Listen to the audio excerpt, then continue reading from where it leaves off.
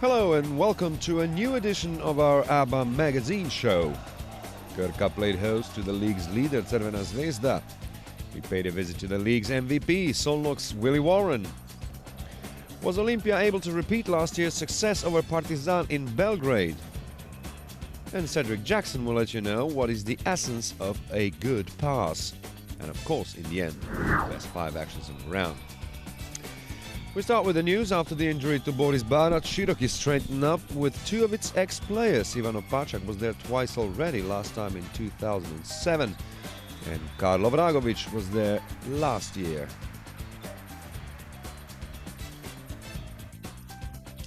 The leading rebounder of the league, Muftau Yaru, has been suspended by Radnički as he left the country for the United States, presumably because of his mother's illness.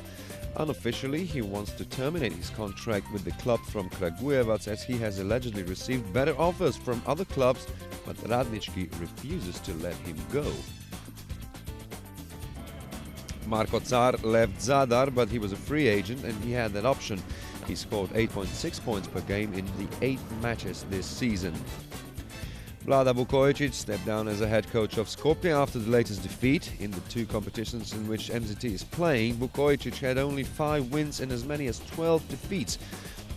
He is replaced by Zoran Martic, previously in charge of Slovan, Krka, Helios, and is also a winner with U20 Slovenian national team in the 2000 Euro Championship, as well as a silver medalist just 2 years before that. As a coach, he was also active in Montenegro, Hungary, Cyprus and Ukraine. We start in Skopje. Cibona hasn't lost a game since Slaven Denimac took over from Neven Spahia, and now it paid a visit to the Macedonian champion. The home team was the first one to score, Damian Stojanovski hitting a 3. He was MZT's best scorer of the night with 20 points and was largely responsible that Skopje raced away to an 11-0 lead. It took more than 3 minutes for the visitors to spring to life. They finally broke the deadlock through Jarrell Blessingame. Sinovac then made it plus 13 for the home team, and by the time Čekovski scored, MZT was leading by enormous 17 points already.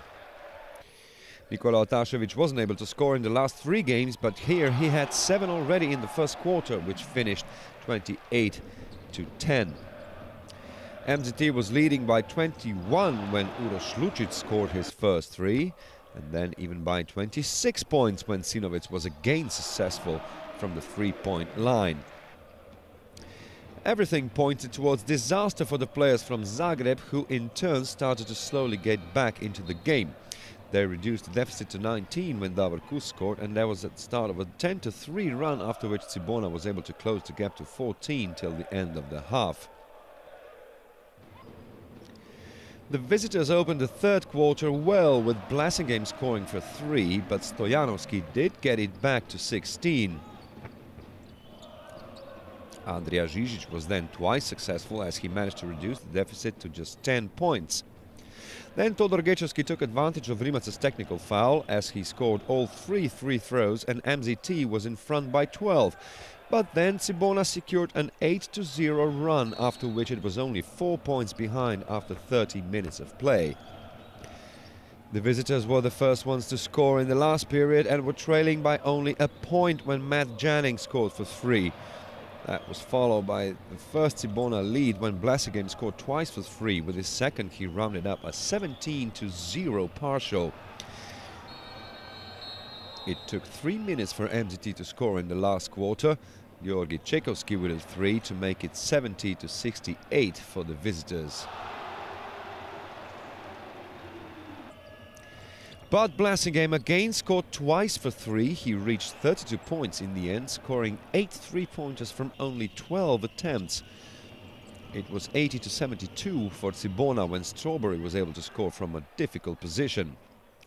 It seemed Cibona was cruising to victory after an amazing turnaround, but the home team did manage to reply with a 7-0 partial, which brought them to just a point behind when Kay Davis scored for 3 just 57 seconds before the end.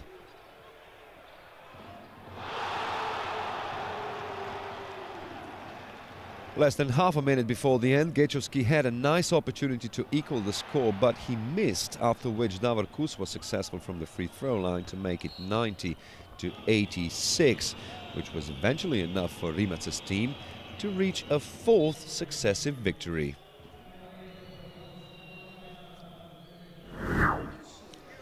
Krka was forced to host Crvena Zvezda without the injured Muric, Armstead and Jasmin Hukic. The visitors were the first ones to score through Blake Shield, with Erion Kastrati too late to block the shot correctly.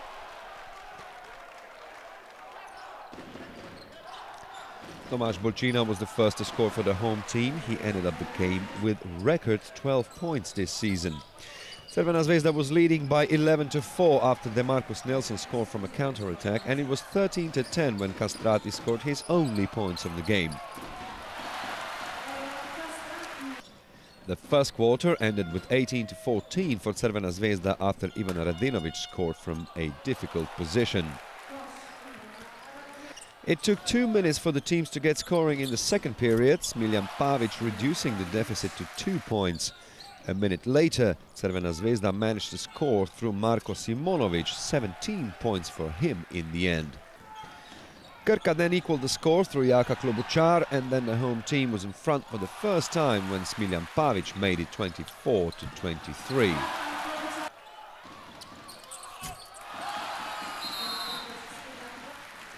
Some heavy scenes followed when Luka Mitrovic injured his knee and had to be stretchered off the court. Fortunately, later tests in the hospital showed that the injury is not as serious as first feared and no surgery will be required. Crvena Zvezda was leading again when Branko Lazic scored for 3, and DeMarcus Nelson rounded up a 7-0 run for the visitors when he stole the ball and dunked. The end result of the first half was 32-26, set by Matej Roic from the free throw line. Crvena Zvezda led for 10 points for the first time in a game when Nelson was again successful from the counter-attack, as Tomáš Bolčina was the first one to score for the home team in the third period. Again, 12 points to the good for the visiting team when Marjanovic scored 2 out of his 9 altogether, and then 13 when Marko Simonovic scored only the second three-pointer for Crvena Zvezda. The guests were 17 points in front when Charles Jenkins scored his only points of the night, but that was followed by a 5-0 run from Krka. But Radenovic quickly made it 18-point advantage again.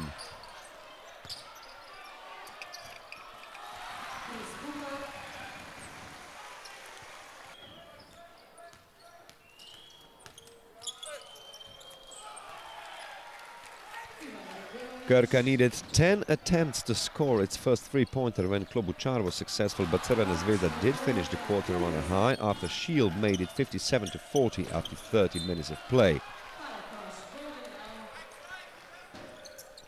Jaka Klobuchar was able to reach his personal best for the season with 26 points. He was the first one to score in the last period, but that didn't stop the visitors to raise the bar even higher. 20 points to the good when Blake Shield scored.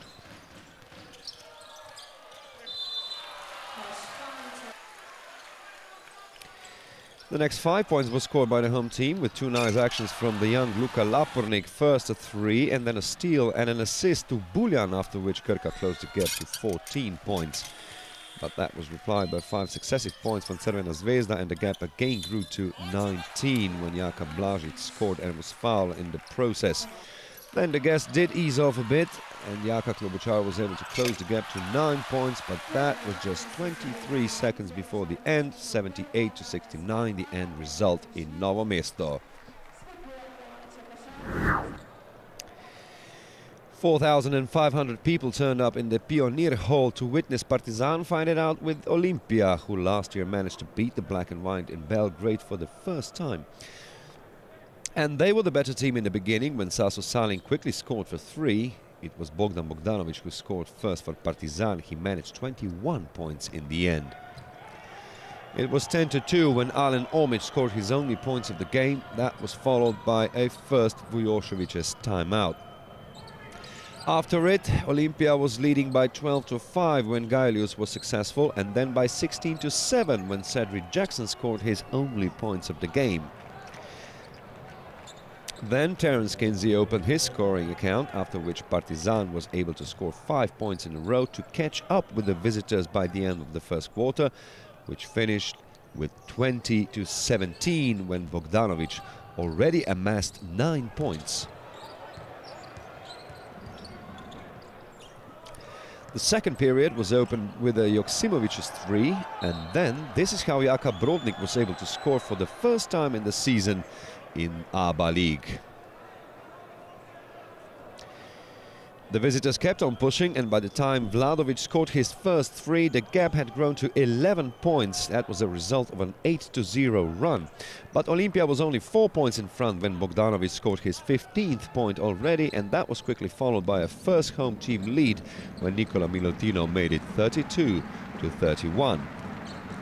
With a 13-0 run, Partizan was able to finish the half in front by 4 points, as Olimpia was unable to score for the entire second half of the second period. But they did start brightly in the third quarter when Gaelius quickly equaled the score to 35, but that was short-lived as Partizan replied with the next 6 points to reach its highest lead of the game thus far.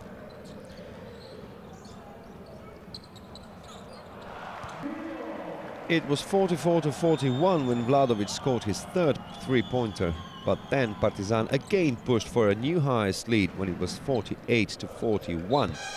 The quarter ended with Partizan 5 points in front. It was 49-44.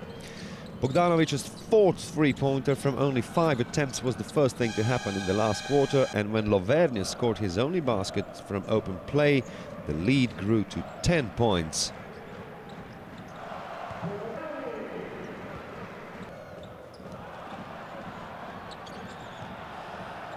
Well, Bogdanovic wasn't only scoring, here he is assisting Vesbradica, and the home team was already 15 points to the good. Olimpia was able to get slightly nearer through Dražen Bubnic. But both teams only scored 1 basket each till the end, and the game ended with 63-52.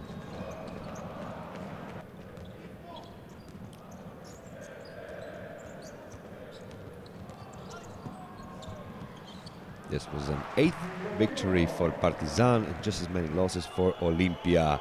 And now let's turn our attention to the secrets of good passing and stealing the ball, courtesy of our guest this week, and that is Olympia's Cedric Jackson.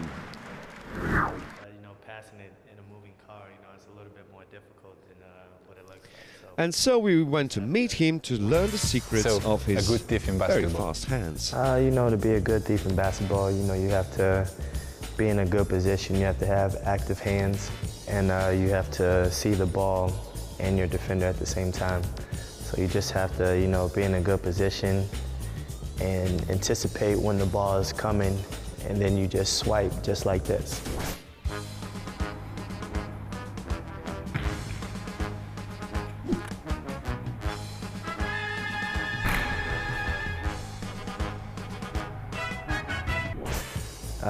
Just stealing the ball from my teammate, that was kind of easy. He was distracted, and, it was almost like stealing candy from a baby.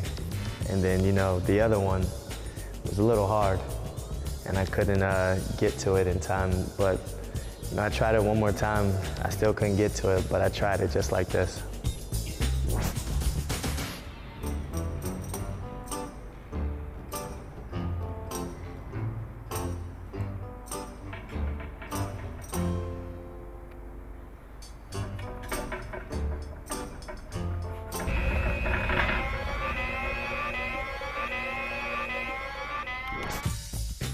A good assist man has to anticipate where the player is going to be, has to make a good pass and try not to turn the ball over, and hopefully to make a easier shot for your teammate. Okay, so you can sense your teammate. Yeah, I can actually sense somebody below us right now.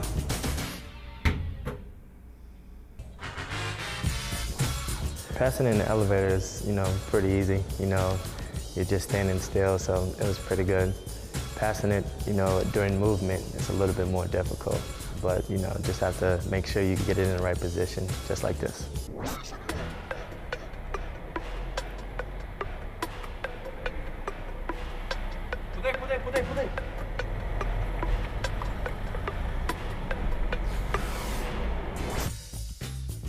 Like you're talking. And as we were heading for lunch, Cedric proved that he doesn't lose concentration as well as his abilities even when his stomach is empty. Whoa, somebody needs my help.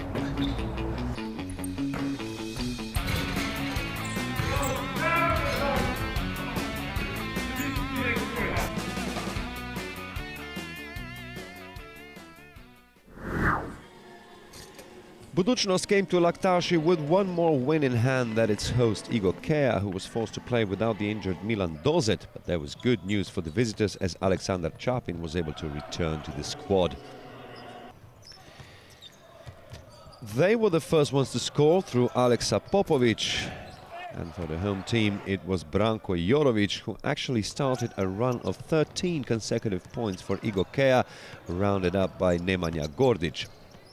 He was able to reach 10 points in the first period alone, and by the time he scored his second three-pointer, Igor Kea was leading by 25-9, and at the end of the first 10 minutes, it was 32-11.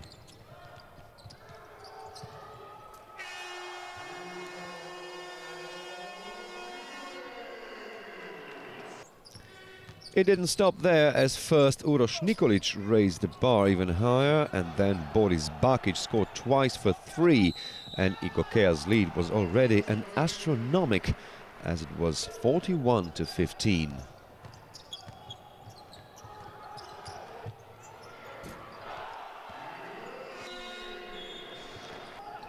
There were signs of life for Budućnost towards the end of the half, as first Chapin scored 5 points in a row, and then Jalil Akindele set the result of the first 20 minutes, 46-25.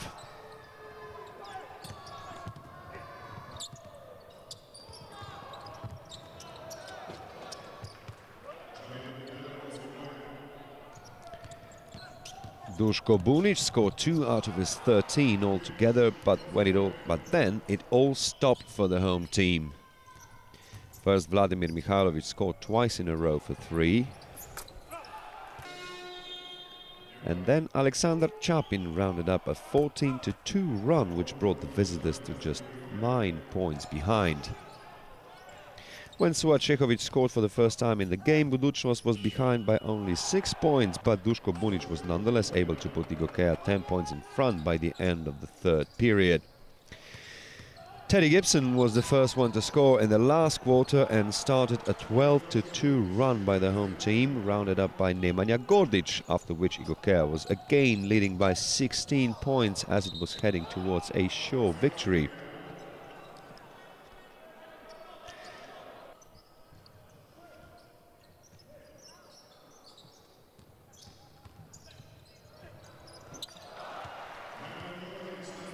But the visitors were able to endanger that, first through Bojan Subotic, who scored 8 consecutive points to put the visitors just 8 points behind, and when Vitkovac was successful from the free throw line, the deficit was just 5 points.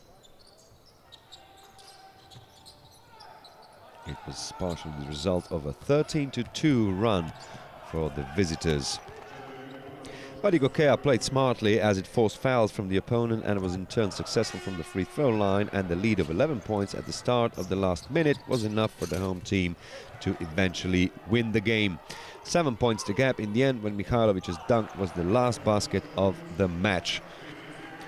One more news in the end: Gary McKay is the last Igor Kea's reinforcements. He came from France, from Gravelines.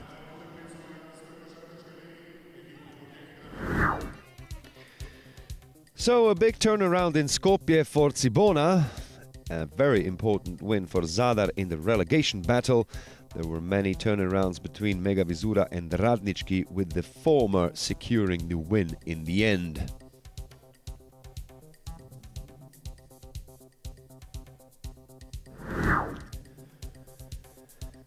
Still 3 teams on top of the table, with Cibona getting ever so nearer.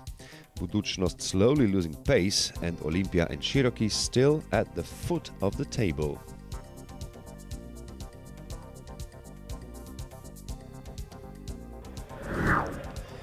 Jarell Blasingame is our MVP of the round. His playing index of 33 comprised of 32 points, 8 three-pointers from only 12 attempts, 4 rebounds and 3 assists in 39 minutes of play. The best-rated player in the league remains Willie Warren, whom we paid a visit in Hungary.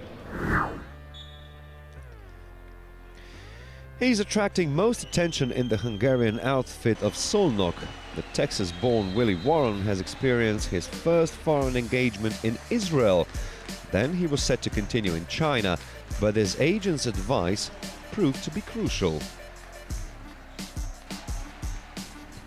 My agency just presented a good offer to me. I like the fact that this team played in multiple games. It was tough for me playing in Israel last year with 1 game a week. I wanted to be somewhere where I was constantly getting game experience. And with this team being in the Adriatic League and the Euro Challenge League, arguably 2 of the top 5 leagues in Europe, you know, it was a risk I was willing to take. I was actually thinking about going to China, well, more than likely was going to go to China. And my agent presented me with this deal and told me that it was a deal that he didn't think I should pass on. And I have a very good relationship with my agent, and I took him up on his offer. But your first impressions coming here?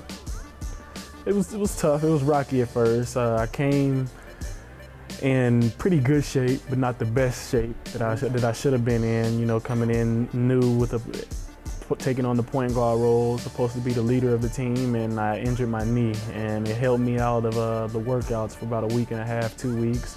But coach stuck it out with me. He kept, you know, enough confidence in me to let me stay here and, you know, prepare with some little things like abs, riding a bike, and then when my knee healed, I think the action spoke louder than words.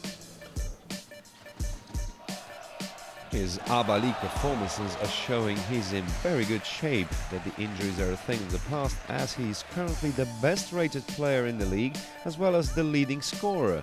He particularly impressed in the game against Radnički. All my life I've been a scorer, so I've had games like this, you know, throughout my career. But, you know, it's a team game, and I think my guys able to hit shots that game. I think that's what, you know, really drew the attention, because without those 10 assists, then it would have just been another scoring game. And without those 10 assists, I don't think we win the game, because, you know, one player can't win a game.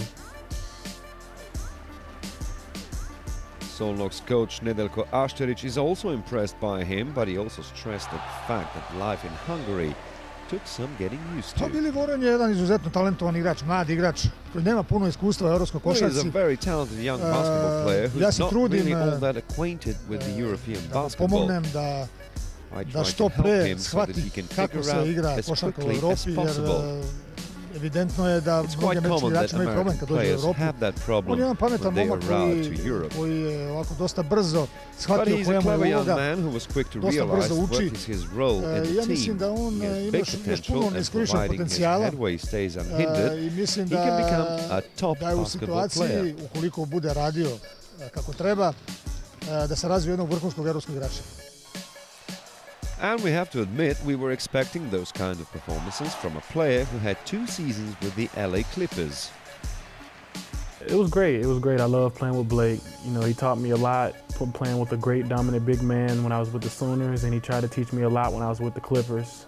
And, you know, if I had to go back in time, you know, I would definitely go back and listen to him a little bit more and a little bit harder, and so I can take in a lot of those little things he tried to teach me. Are you still in touch? We talk when we need to. You know, we both are busy men, you know, with him being a superstar in the NBA and me trying to, you know, get where he is overseas and back to the NBA, you know, so we try to keep our distance, but anytime we see that a person needs one another, then we find a way to get in contact with each other. We have to ask this question. At practice or in games, did you ever throw him an LAU pass that was too high? Oh, nah, I don't think anything's ever too high for that man. I seen him do some amazing things. We had this little jumping contest where we would put like something sticky on our fingers and he touched the top of the backboard. So I don't think there's anything that can be too high for him. During our talk with Willie Warren, we were able to spot yet another of his talents, as he has invited us to take a tour. Oh, for sure. Anytime you want a tour, I can give you one. I'm really good at, you know, of knowing my surroundings. So when I go places, I tend to get lost on purpose so that I know my way around and know my way to get back home. Unfortunately, we weren't able to take that tour as the game was just a few hours away from our conversation, but we believe that we will be able to take Willie's word for it. Who knows, with the way he has been playing, maybe we will take a tour through a different town, as Willie has raised many eyebrows this season with his great performances.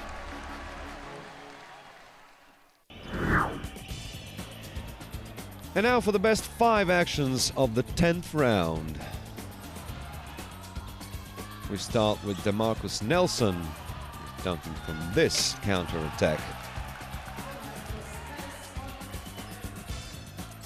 Jaka Klobuchar was having a game of the season. He stole the ball here and dunked. He is at number 4. Vladimir Mihailovic's performance wasn't enough for Budućnost to win, but it was enough to make our 3rd spot.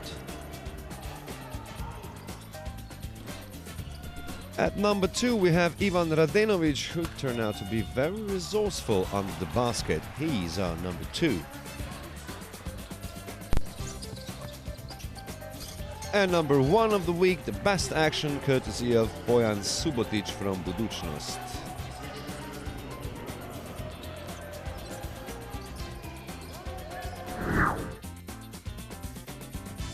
So here is the turnaround of the 11th round. No real derbies there, but that of course doesn't mean we won't be able to see some of the thrilling games again in the ABA League.